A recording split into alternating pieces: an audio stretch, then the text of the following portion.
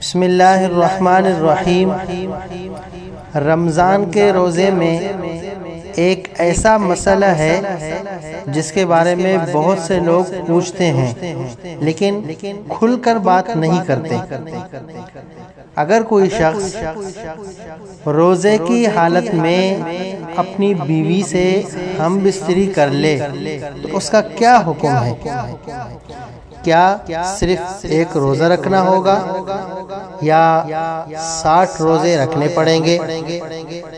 اور اگر کوئی اپنے ہاتھ سے خواہش پوری کرے تو کیا روزہ ٹوٹ جاتا ہے؟ آئیے شریعت کی روشنی میں اس اہم مسئلے کو سمجھتے ہیں۔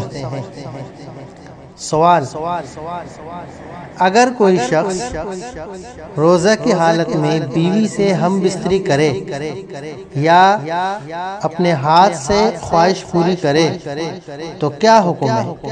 کیا 60 روزے رکھنے ہوں گے؟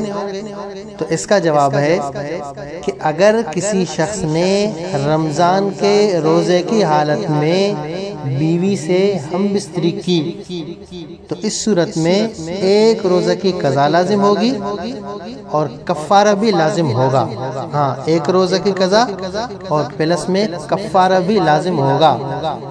کفارے کی صورت یہ ہے کہ وہ مسلسل 60 روزے رکھے گا، یعنی مسلسل 60 روزے رکھے جائیں گے۔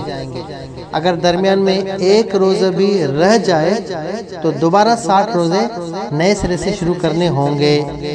یعنی اسی طرح مجموعی طور پر ایک چونکہ قضا کا روزہ ہو گیا اور پلس میں 60 روزے کفارے کے ہو گئے تو یہ کل ٹوٹل 61 روزے یہ رکھنے ہوں گے۔ یہ حکم مرد اور عورت دونوں کے لیے ہے۔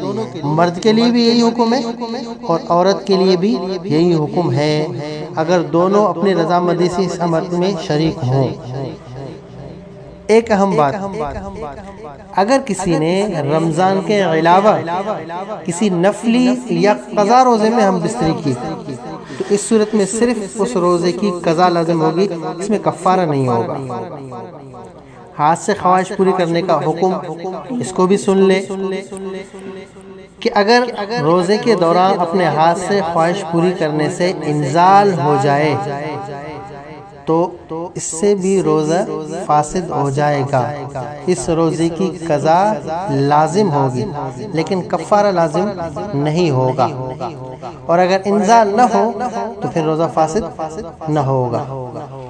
اور یہ بات بھی یاد رکھیں کہ اپنے ہاتھ سے خواہش پوری کرنا ناجائز اور حرام عمل ہے اور شریعت میں اس سے سختی سے منع کیا گیا۔